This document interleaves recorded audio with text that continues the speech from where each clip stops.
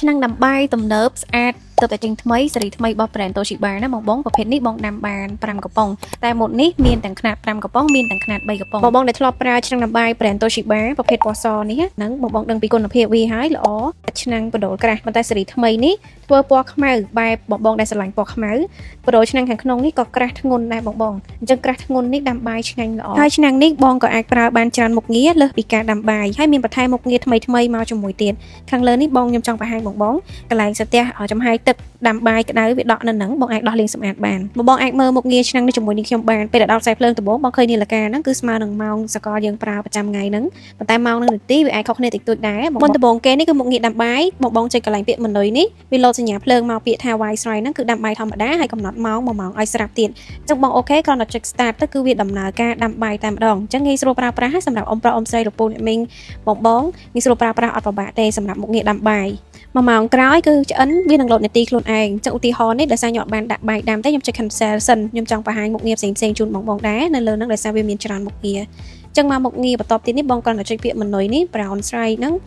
បាយកសម្រូប crispy rice បងដាំបាយរៀងស្រួយ sticky rice ដាំបាយតំណើប mix rice ហ្នឹងបងអាចដាំបាយលើជាមួយពោតជាមួយសណ្តែកបងចុចបន្តមកទៀតមកដល់មុខងារខមុខងារ steam នេះចំហុយដាំបបរ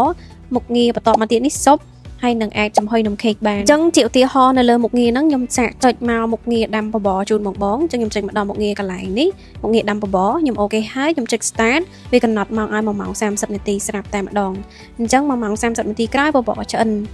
បើសិនជាបងចុចច្រឡំមុខងារបងអាចចុចពាក្យ cancel បានអញ្ចឹងអាច cancel បានហើយចាប់ផ្ដើមចុចសាកដើមឡើងវិញបានហើយបន្ថែមមកមុខងារកន្លែងនេះ keep warm ហើយនឹង reheat ហ្នឹងបងប្រើសម្រាប់ក្តៅបាយឡើងវិញឬក៏បងចង់កម្ដៅស៊ុបឡើងវិញបើសិនជាបងចំអិនស៊ុបចង់កម្ដៅស៊ុបឡើងវិញអាចប្រើជាមួយនឹងមុខងារនឹងបាន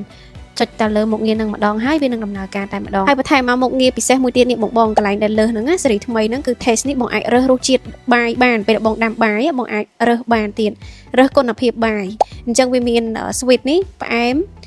ទុនអញ្ចឹងណាបងហើយបន្ទាប់មកទៀតនេះគឺគុណភាពបាយឆ្ងាញ់ធម្មតាហ្នឹងបងហាតនេះបងបាយរឹងឬក៏បាយស្រួយ sticky នេះបែបស្អិតដូចបាយតំណើបអញ្ចឹងហើយនឹងបាយ sushi អញ្ចឹងកន្លែងមុខងារហ្នឹងបងចង់ប្រើក៏បានអត់ក៏បានគ្រាន់តែថាបើសិនជាបងប្រើវាបន្ថែមគុណភាពបាយឲ្យកាន់តែឆ្ងាញ់តាមតម្រូវការយើងចង់បានទៀតតែបើសិនជាអត់ទេបងគ្រាន់តែចុចមុខងារដាំបាយដំបូងដូចវីដេអូខាងដើមហ្នឹងតែប៉ុណ្ណឹងក៏រួចរាល់ដែរបងហើយបន្ថែមពីហ្នឹងមានកន្លែង timer បងអាចកំណត់នាទីកំណត់ម៉ោងសេរីម៉ោងនាទីខ្លួនឯងបានហើយបើសិនជាអត់ចង់កំណត់ម៉ោងទេអាចចុចពាក្យ cancel វិញបានហើយនឹងពាក្យ quick cook នេះកន្លែងដែលបងចង់ចំអិនលឿនដាំបាយលឿនក៏អាចដាំជាមួយមុខងារនឹងបានដែរអញ្ចឹងឆ្នាំងដាំបាយ brand Toshiba សេរីថ្មីនេះមានពីរទំហំជូនបងសម្រាប់បងសមាជិកច្រើនបងអាចរើសខ្នាត5កំប៉ុងបានបងសមាជិកតិចអាចជ្រើសរើសខ្នាត3កំប៉ុងបានគុណភាពសាច់ឆ្នាំងមុខងារដូចគ្នាទាំងអស់ណាបងខុសតែទំហំបងចង់បានឆ្នាំងដាំបាយសេរីថ្មីទំនើបស្អាតនេះបងអាចឆាតសួរតម្លៃអាចឆាតសួរព័ត៌មានឬក៏របៀបប្រើប្រាស់បន្ថែមពីលើនឹងទៀតបានណាបង